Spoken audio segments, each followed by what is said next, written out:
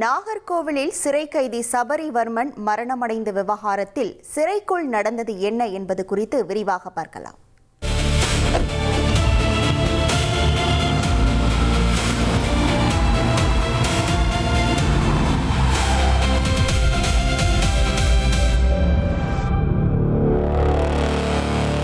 என்னை விட்டுடுங்க, அவனை பிடிங்க.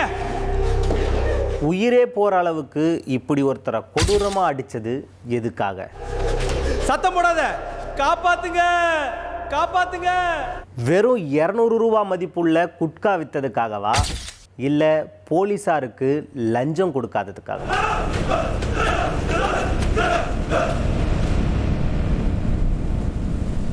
சாத்தான்குளம் ஜெயராஜ், மடப்புரம் அஜித்குமார், மானாமதுரை ஆகாஷ், இந்த வரிசையில் இப்போ இணைஞ்சிருக்கிற நாகர்கோயில் சபரிவர்மனோட லாக்அப் மரணத்தை பற்றி தெளிவாக தெரிஞ்சுக்கலாம். நான் அருண் பாண்டியன்.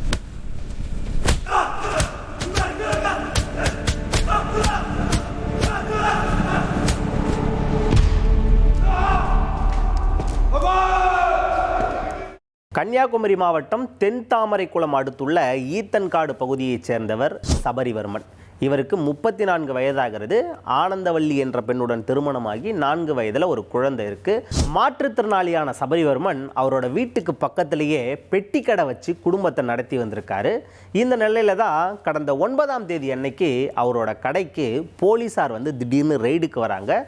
அப்போ அவரோட கடையில் அரசாங்கத்தால் தடை செய்யப்பட்ட குட்கா போன்ற பொருட்கள் விற்பனை செய்யப்படுவதாக சொல்லி தென்தாமரைக்குளம் போலீசாரால் கைது செய்யப்பட்டு நீதிமன்ற காவலில், அதாவது நாகர்கோயில் கிளை சிறையில் அடைக்கப்படுறாரு சபரிவர்மன்.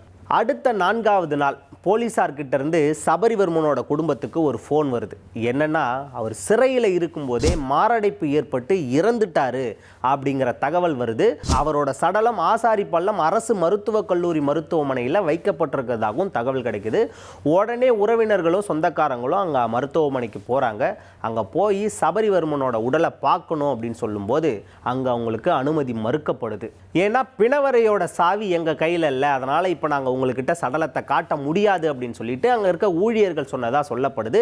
அதுக்கப்புறம் சபரிவர்மனோட உறவினர்கள் எல்லாருமே இதில் ஏதோ மர்மம் இருக்கு, அதனால எங்களுக்கு உண்மை தெரியணும் அப்படின்னு சொல்லிட்டு போராட்டத்தில் ஈடுபடுறாங்க.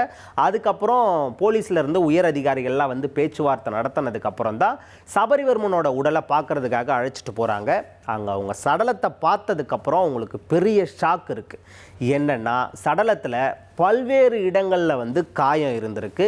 இதனால் இந்த மரணம் ஏதோ ஒரு சந்தேகத்தை எழுப்புது அப்படின்னு சொல்லிட்டு அவங்களோட போராட்டத்தை தொடர்ந்துருக்காங்க.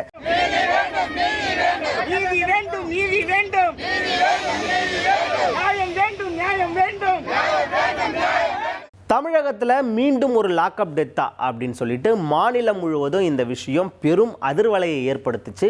அதுக்கப்புறம் பல்வேறு அரசியல் தலைவர்களும் இந்த சம்பவத்துக்கு கண்டனங்களை தெரிவித்தாங்க. இந்த சம்பவம் ரொம்ப பரபரப்பை ஏற்படுத்தினதால நாகர்கோயில் குற்றவியல் நீதிமன்ற நீதிபதியோட தலைமையில் விசாரணை தொடங்கப்பட்டுச்சு. அதுக்கப்புறமா சிறப்பு மருத்துவ குழு சபரிவர்மனோட உடலை உடற்கூறாய்வு செய்யறதுக்கான நடவடிக்கைகளை மேற்கொண்டாங்க.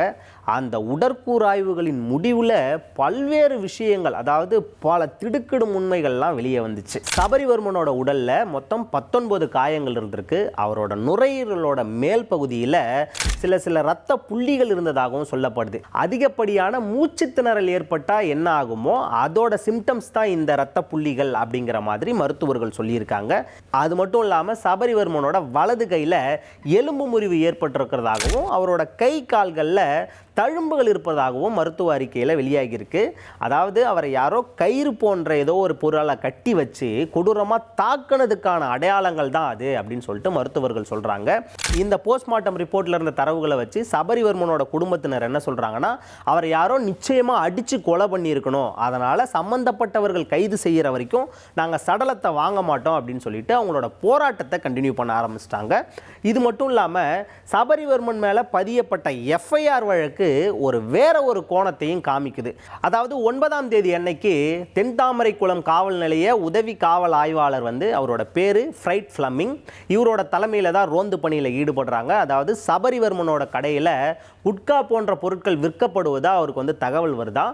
அந்த தகவலின் பேரில் தான் அவங்க ரெய்டு பண்ண வராங்களாம். வரும்போது சபரிவர்மன் கிட்ட கடையை ஆய்வு பண்ணிக்கலாமான்னு கேட்குறாங்க. கேட்கறதுக்கு முன்னாடியே அவர் என்ன சொல்லிடுறாராம், சார் என்கிட்ட இருக்கிற குட்கா அளவு இவ்வளோதான் அப்படின்னு சொல்லிட்டு சில பாக்கெட்டுகளை எடுத்து போலீஸ் கிட்ட கொடுத்துட்றாராம். சபரிவர்மன் போலீஸார்கிட்ட கொடுத்த குட்கா அளவு எவ்வளோ தெரியுமா? அது வெறும் 214 கிராம் தானா. அதோட மொத்த விலை அப்படின்னு பார்த்தீங்கன்னா வெறும் 192 ரூபா மட்டும்தான். இதுக்காகத்தான் அவரை அரெஸ்ட் பண்ணி சிறையில் கொண்டு போய் அடைச்சிருக்காங்க. அதுக்கப்புறம் தான் இப்படி ஒரு துயர சம்பவம் நடந்திருக்கு. இதுக்கு சபரிவர்மனோட குடும்பத்தினர் என்ன ஒரு விஷயத்தை குற்றம் சாட்டி சொல்கிறாங்க அப்படின்னா, அதாவது போலீஸார் வந்து கடந்த சில மாதங்களாக சபரிவர்மனோட பெட்டி கடைக்கு வந்து எனக்கு வந்து 25,000 மாதம் மாதம் பணம் தரணும், அது மட்டும் இல்லாமல் 12 பேக்கெட் சிகரெட் தரணும், இதெல்லாம் கொடுத்தா நாங்கள் உங்களை கண்டுக்க மாட்டோம் அப்படின்ற மாதிரி போலீஸார் வந்து சபரிவர்மன் கிட்ட கேட்டதாகவும், அதுக்கு சபரிவர்மன் மறுப்பு தெரிவித்ததால தான் இப்படி திட்டமிட்டே சபரிவர்மன் வந்து உண்மையை ஒத்துக்கிட்டும் கூட அவரை கைது பண்ணி சிறையில் அடைச்சி இந்த மாதிரியான ஒரு கொலையை அரங்கேற்றி இருக்கிறதா சபரிவர்மனோட குடும்பத்தினர் குற்றம் சாட்டுறாங்க. அன்னைக்கு நான் உண்டாயிருந்து 25,000 கேட்காரம்மா இங்க இருந்து இப்போ கொடுக்கணும் மகள் 25,000 கொடுக்கண்டான்னு நான் தான் சொன்னேன். இப்படி செய்வாங்கன்னு தெரியும். சரி, சபரிவர்மன் கைது செய்யப்பட்டு சிறையில் அடைக்கப்பட்ட அந்த 9ஆம் தேதியிலிருந்து அவரோட இறந்த தேதியான 13ஆம் தேதி அதிகாலை 2:30 மணி வரை அந்த 4 நாட்கள் சிறையில் என்ன நடந்துச்சு தெரியுமா? சபரிவர்மன் அடைக்கப்பட்ட சிறை அறையில் அவரோட சேர்த்து 21 கைதிகள் இருந்ததா சொல்லப்படுது. என்னை வெளியே விடுங்க அப்படின்னு சொல்லி வார்டன் கிட்ட கேட்டுக்கிட்டே இருந்ததாகவும் சொல்லப்படுது. இந்த நிலையில தான் சம்பவத்தன்னைக்கு, அதாவது 12ஆம் தேதி இரவு என்ன பண்ணியிருக்காங்க அப்படின்னா, சபரிவர்மன் அவரோட சத்தம் அதிகமாக இருந்திருக்கு, கூச்சல் அதிகமாக இருந்திருக்கு. அது காரணமாக தான் சபரிவர்மனுக்கும் அங்கே இருக்கிற சக கைதிகளுக்கும் இடையே ஒரு வாக்குவாதம் ஏற்படுது. அந்த வாக்குவாதம் கைகலப்பில் முடியுது. இது தொடர்பாக விசாரிக்கிறதுக்காக வார்டன்கள் வராங்க. வார்டன்கள் வந்து 2 பேருக்கும் நடுவில் இருக்கிற பிரச்சனையை தீர்த்து வைக்கிறதுக்காக வராங்க. ஆனால் வார்டன்கள் கூடயும் சண்டை ஏற்பட்டதால வார்டன்கள் அந்த சபரிவர்மனோட கை கால்களை கயிறால கட்டினதுக்கு அப்புறம் சக கைதிகள் 8 பேரை ஏவி நீங்களும் அவனை தாக்குங்க அப்படின்னு சொல்லிட்டு சபரிவர்மனை இப்படி 11 பேர் சேர்ந்து கொடூரமாக தாக்கியிருக்காங்க. அதோட முடிவில் சபரிவர்மன் மூச்சு திணறல் ஏற்பட்டு இறந்துட்டதா சொல்லப்படுது.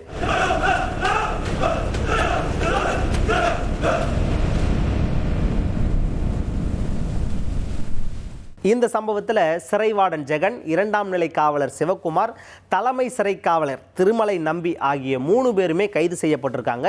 இப்போ இவங்க 3 பேருமே சஸ்பெண்டும் செய்யப்பட்டிருக்காங்க. இவங்க 3 பேர் கொடுத்த வாக்குமூலத்தின்படி மீதம் இருக்கக்கூடிய சக கைதிகளான, அதாவது சபரிவர்மனை தாக்கி கொலை செய்த அந்த சக கைதிகளான 8 பேரையுமே போலீஸார் வந்து இப்போ கைது செய்து விசாரிச்சுட்டு இருக்காங்க.